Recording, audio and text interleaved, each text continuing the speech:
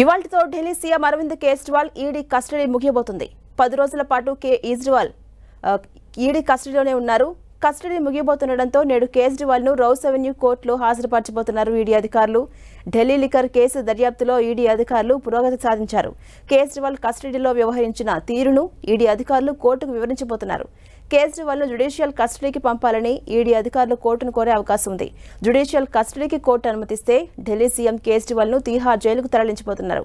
Delhi liquor policy రూపకల్పన, 100 కోట్ల ముడుపులు, గోవా ఎన్నికల్లో హవాలా డబ్బు ఖర్చు చేయడం లాంటి అంశాలపై ఈడీ అధికారులు వారా తీశారు.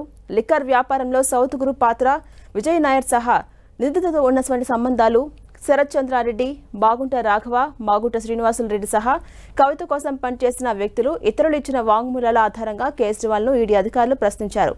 ఢిల్లీలోని ఆప్ ఆఫీస్ నుంచే గోవా ఎన్నికల ఖర్చు జరిగిందని ఆ పార్టీ గోవా నేత ఈడీకి తెలిపారు. కేజ్రీవాల్ సతీమణి ఫోన్ డేటాను ఈడీ అధికారులు పరిశీలించారు.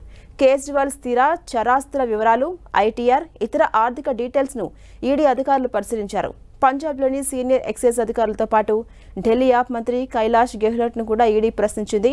కస్టడీ ముగియడంతో ఇవాళ కేజ్రీవాల్ను తిరిగి కోర్టులో హాజరుపరచబోతున్నారు. అయితే మరోసారి కేజ్రీవాల్ను ఈడీ అధికారులు కస్టడీకి కోరే అవకాశం ఉంది. దీంతో కేజ్రీవాల్ తీహార్ జైలుకి వెళ్తారా, బయటకు వస్తారని ఉత్కంఠగా మారింది.